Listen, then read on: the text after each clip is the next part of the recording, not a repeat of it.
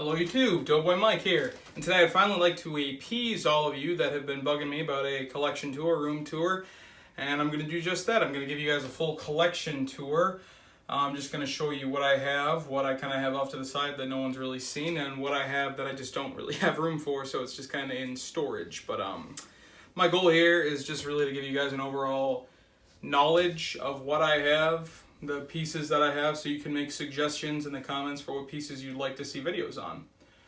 In the past I've done what video on the trench shovels, their use in general, Stahlhelms, and Martini Henry. So hopefully you guys see a piece that you really want to know more about, you find intriguing, and I'll just make a video on it. So without further ado guys, just so you know, after this part of the video it's going to be unscripted. I'm just going to be going around talking about stuff from the heart, not really, no script, so be prepared for that. But yeah, let's begin. Alright guys, so let's begin here. Obviously first off we have my TV and Xbox. Let me just go through this right here. I have made a lot of sacrifices just so that this collection could have a lot of space. That used to be my TV. Way fucking bigger. I obviously downgraded so that I could have more room over here for the collection. Honestly, good to see. I don't even use this that much. I'm at work and school so often that I usually just fall asleep when I get home. But yeah, that is obviously allowed for a lot more room on this table for that. So right here, starting, we have the U.S. knapsack. I believe model 1910. Just all the fixings in there. Backpack. This right here, this is a case for these binoculars. I believe these are American or British binoculars. I'm not exactly sure. There aren't really any distinguishing marks. These right here, however, are German binoculars, 1908, Feldspaten. Probably mispronouncing that, like something glass, like Feld glass or something. My German's not amazing. But this right here, obviously, is the U.S. Eating tin. And this one actually has the fork, knife, and spoon in there. Original, I think it's like 1917, I believe. They say U.S. on them, very... Alright, of course, then we have field glasses. Just a couple pairs from like a year or two ago. Don't have a bunch of info on them. I believe they're U.S. And then this right here, this is a cookery. Just, a little... I don't have a ton of info on it. I believe it's Indian or British or whatever. It's just really small. It's a lot smaller than I thought it was going to be when I ordered it. Yeah, it's not an amazing piece. Did have the original case though, which is fine. I guess it's just a little, yeah, that's why I have it over here just in the case. Then this is actually a very interesting piece. This is a self-inflicted wound armband. Picked up from one of the U.S. hospitals overseas during World War I. General Pershing actually ordered that these be given to soldiers that shoot themselves in the leg or inflict damage on themselves in one way or another in order to get sent home. And they were originally a much more bright yellow to signify that they were yellow-bellied or cowards. This right here, obviously a U.S. canteen named Troop Adams. I actually have a belt that goes with it with the same name on there, Troop Adams. And this is the, of course, the British canteen that would usually have a cork, but it does have the original strap. Very strange piece, different type of, very strange type of canteen. Then this, of course, is the 5x77, or no, I'm sorry, 577 by 450 Martini Henry shell that I used in that video. Then, of course, here you have your assorted bayonets. I believe this is a German Brazilian Mauser bayonet, French Lebel bayonet, Russian Mosin bayonet right here. And these are the two Martini Henry and Nepalese Henry bayonets that I showed in that video. And then this is just my little Doughboys pin that I wear to school and work. And then this is a very strange, odd little piece. It's just kind of like a little pocket knife with a with a ruler on it. Just very odd little piece, not very interesting. And yeah, that's pretty much it for this table. Then of course we do have the American, I believe it, I want to say 1908 artillery officer saber with a scabbard, of course, hanging on the wall there. And then right here we have the U.S. The U.S. Naval uniform shirt with the Donald Duck cap right there. And then this here is the Liberty War map. This is not an original, battle map. This is just a map that they would have at home, so people could see, like, oh my goodness, this is what's happening over there. They were like, a dime a dozen. I got it for a few cents. That's why it's not really framed. It's just kind of taped up there. So that's pretty much it for this area. Then, of course, we have the crutches. These are, I special ordered these from France about maybe a year or two ago. I don't know why. I just thought a pair of crutches would complete this collection so beautifully, and it really does. I mean, for months I had, saved in my eBay searches, World War I crutches. I really want a pair of World War I crutches, and I finally found them.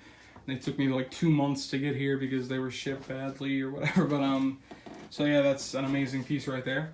Then this right here, I can't really get a good photo with the light. That is my great-grandfather, Ambrose Taylor. He was a cavalryman for the Canadian Army, I believe. I'm not 100% sure on that. And then this is just something that I had put together. 1917, 650 U.S. soldiers posed for this photo in honor of the 8 million horses that lost their lives during World War I. So that is not often talked about, the fact that so many horses were killed in the last, huge war that really used them. So many, I mean, like, people really, underestimate how many were actually killed. This was actually the first piece of my collection. This I actually, I got it for Christmas, I want to say 2015 or 2016, and it's really what jump-started my, my collection of World War I type stuff. It's a U.S. propaganda poster. Victory is a question of stamina, and the wheat, meat, fats, sugar, the fuel for fighters for the United States Food Administration. You can see right here, 1917, and the author, and then a little U.S. symbol right there. Very interesting.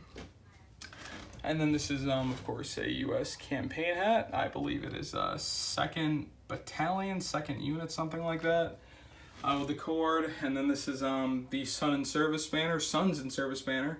The 2 stars indicate that this family had 2 sons serving in World War I at the time. And then, here are the rifles. Here's the Italian Vetterli, 1869, 87, 16. So in 1916, 1915, these were converted to take 6.5 Carcano ammunition. They're very unreliable. I would never shoot it.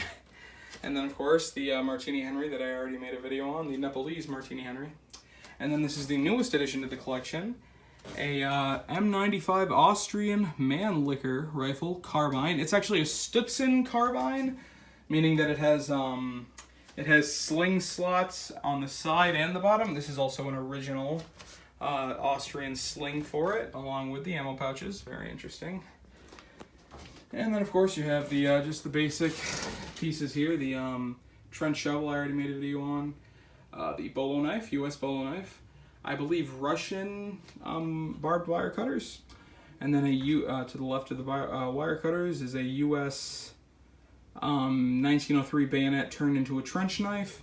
And to the left of that is a British SMLE bayonet turned into a trench knife. So those are both bayonets that have been turned into fighting weapons, hand-to-hand combat. And then down here you have just a little reproduction Wilson for President pin. U.S. Engineers Compass, 1918. U.S. dog tags, U.S. cavalry button right there. I can't get a great amount of light into here. Let me see if I can. That helps. Then you have the French Hotchkiss machine gun belt right there. A beautiful example, a full, I believe it's 24 lapel rounds used in the Hotchkiss machine gun. The Benet Mercier, I believe it's called in Battlefield 1 for you gamers. 2 Mannlicher style clips of 6.5 Carcano ammunition, just, as a conversation piece for the Vetterli. Of course, I would never shoot it. And then you have the original British trench whistle, and then the U.S. ball and cork trench whistle. It's a British trench whistle for you. This is actually a very interesting piece. It's an original pillbox sign, I believe, or maybe like a German bunker sign. You know, I don't know German very well. I never tried translating it. Maybe I'll try that in the future. But yeah, it's 500 meter GI. But, you know, I'm not really sure what it really says. There's a good photo there. As you move on, obviously, the original ammo pouches for the Gewehr 98, the Mannlicher M95, Gewehr 98, Gewehr 95, Mannlicher M95 Austrian rifle. Then just assorted postcards, photos, coins, currency. This is a stereograph photo of a German explosion. This is an original Mills ammo belt, US. And then, of course, you know, over here with the coins, you have the Morgan silver dollars, silver nickels, some German currency from before and after the war, U.S. medal, little U.S. soldier, using, of course, Ferdinand Foch. I'm saying Foch, kids. F-O-C-H. Foch. All right. Foch. All right. Moving on. We have the 3 Doughboy helmets right here. These two I don't know a ton about, but I'm pretty sure this one from its insignia here is Ohio National Guard. I'm not 100% sure on that though, it's very faded. Moving on now, I have the Stahlhelm, of course, with a piece of barbed wire in the back, just kind of trying to decorate a little bit. And then of course you have the French Adrian helmet with the original liner with some barbed wire there. And then this is actually a Canadian naval hat. HMCS Staticonda, that was the name of the ship. I believe that was I couldn't find too much on that ship, but it was a British Canadian ship, I believe, that transported troops to the front lines. And then War of 1812 cannonball over there. All right, then you have a U.S. naval gas mask bag, just a bag. Obviously, it's just a nice little piece. U.S. Grenade grenade vest. When you know, grenades were first starting to be used a lot more. I think there's 1, 2, 3, 4, 5, 6, 7, 8, 9, 10, 11 slots for them. Obviously, no grenades in there. And then just some assorted shells. You know, just a normal artillery shell, not intact, but you know the head is still there. Shell, the payload. And then this is I believe German or French, because it says Verdun. A German or French artillery shell, trench art. Now this is actually it's a U.S. chemical warfare siren. Very interesting piece. Not a lot of the, you know, the second I saw this for sale, I had to get it immediately. It's just such an interesting piece. It's a Stuart model 7, I believe that's a 7 or 149A chemical warfare service U.S. Army siren by Stuart Warner Speedometer Corps in Chicago, U.S. Very interesting piece. It's definitely probably one of, you know, my favorite items in the entire collection. It's an amazing piece. All right, now moving on to well, the rest of the collection, I guess. Over there, just a German Imperial German flag reproduction. Obviously, it's just that's been there for maybe 2-3 years. It's a nice little piece. Then, of course, the horse is man's noblest companion. Join the cavalry and have a courageous friend. Just a propaganda poster there, reproduction, obviously. Let me turn this light off here so we can get a better look at this. An original 48 star U.S. flag hung up there. Obviously, it is from World War I. Then this, an original British flag. World War I or World War II. You can't find a ton of info on it. There's not much writing besides British made up there in the corner. And then a reproduction French flag, obviously. I'm in the market for a original, you know, French flag if anyone is selling one. All right, then next up, this is just, you know, the table where I do most of my editing. Oh, this is a gun book that my friend Calvin recommended I buy, the Illustrated Book of Guns. Very good read. Talks about a lot of different firearms from different countries and all. My laptop, I'm actually in the middle of reading this book, Crash Back, The Power Clash Between the U.S. and China in the Pacific. It's a really good read if any of you are interested in modern politics. And then this is kind of, you know, my little shelves of shame, pieces that I can't really find places for one reason or another. I just have an assorted amount of photos here of soldiers or family soldiers. And then, of course, a letter a letter along with a photo of a soldier. The letter sent to his, I believe it was his wife back home in America. What's really interesting about this is he actually talks about getting to meet John Pershing. He talks about getting inspected by him. Very, very interesting. Under that, of course, an original Huns Quit, War Over newspaper from the end of World War I.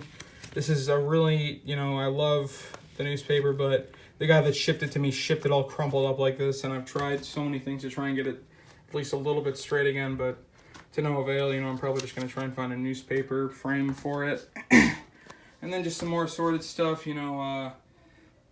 flight helmet, probably not even World War I, some ammo belts, bolo knife scabbard, some belts, then just a bigger flag. This is actually, when I was a doughboy last year for Halloween, I used this on my head, just kind of like a wrap around your head, but